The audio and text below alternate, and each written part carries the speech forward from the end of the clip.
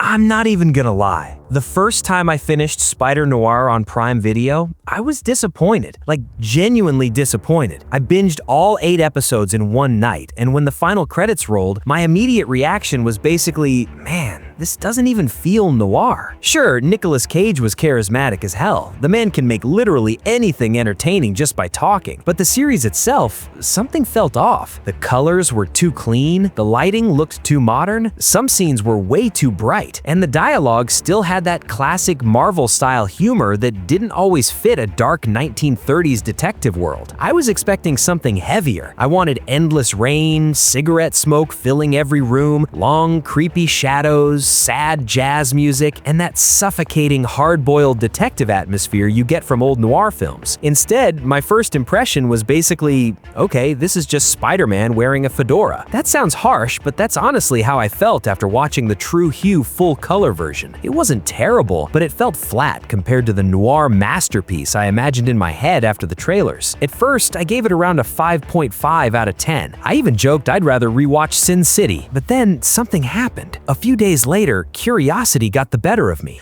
I noticed Prime Video had an authentic black and white viewing mode hidden in the settings, so I decided to rewatch episode 1. And bro, within the first 10 minutes, my opinion completely changed. Suddenly, everything clicked. The black and white presentation transformed the entire atmosphere. Scenes that looked ordinary before suddenly became beautiful and haunting. Nicolas Cage standing alone under a street lamp looked tragic instead of awkward. The neon lights slicing through the darkness felt sharp and cinematic. The rain in 1930s New York suddenly looked heavier, colder, and more depressing. Even the cigarette smoke drifting across the screen added emotion to scenes that barely affected me in color. It genuinely felt like watching a lost noir movie from the 1940s that somehow got mixed with a Spider-Man story. And the crazy part? Even the dialogue sounded better. Lines that felt cheesy in color suddenly became cynical and dramatic in black and white. The slow jazz music, the footsteps on wet pavement, the creaking doors, the inner monologues, everything finally blended together perfectly. The action scenes changed too. At first, the web slinging looked decent, but nothing special. But in black and white, it became stylish. Every rooftop chase felt elegant and brutal at the same time. The shadows made every movement look sharper. Even simple fight scenes suddenly had personality. By the end of episode 2, I was completely hooked. Now, let's talk about the actual story. Spider-Noir follows an older version of Peter Parker living in 1930s New York. This isn't the cheerful, energetic Spider-Man most people know. This version is tired, broken, cynical. He works more like a private detective than a traditional superhero. Yes, he still has spider powers, but he relies more on investigation, stealth, intimidation, and experience. And honestly, Nicolas Cage absolutely carries this role. His performance feels like a weird mix of Humphrey Bogart and classic Nicolas Cage insanity. One moment, he sounds calm and emotionally exhausted, and the next moment, he feels completely unhinged. But somehow, it works perfect. You can feel years of pain behind the character. This version of Peter doesn't feel like a superhero trying to save the world. He feels like a man trying to survive his own regrets while helping people whenever he still can. That's what makes him interesting. The supporting cast is also surprisingly strong, especially the femme fatale character and the mysterious sidekick introduced midway through the series. Their chemistry with Cage gives the show a lot of personality. Story-wise, the show leans heavily into classic noir themes: corrupt politicians, mafia-controlled streets, dark science experiments, betrayal, greed, people hiding secrets from each other. There's also a small horror element running through some episodes that makes the city feel even darker. And thankfully, the show doesn't try to become another Save the Multiverse story. The stakes stay personal. Most of the time, Peter isn't trying to save the world, he's trying to save himself. That smaller scale actually makes the story feel more emotional. Now, the series still has some problems. Even in black and white, a few Marvel-style jokes still feel slightly out of place. Some middle episodes slow down the pacing a bit too much, and there are side characters that definitely deserved more development. But honestly, once I switched to the authentic black and white version, those flaws became way easier to ignore because the atmosphere became so strong. And that's why my final opinion changed so much. This isn't just a Spider-Man spin-off, it's basically a love letter to classic noir cinema mixed with superhero storytelling. Watching it in color feels incredible. incomplete. Watching it in black and white feels like the version the creators truly wanted people to experience. That's why my score changed dramatic. Color version, 5.5 out of 10. Authentic black and white mode, 9 out of 10. No joke, this might be one of the most visually memorable superhero series I've watched in years. And honestly, I'm already planning a third rewatch just to enjoy the cinematography again, which is crazy considering I almost gave up on the show entirely after my first watch. So, if you're planning to watch Spider-Noir, trust me on this. Start with the black and white mode. Seriously, it completely changes the experience. But now, I want to know what you guys think. Have you watched Spider-Noir yet? And which version did you watch first? The color version or the authentic black and white mode? Drop your thoughts in the comments below. And if you enjoyed this review, don't forget to like and subscribe. Thanks for watching.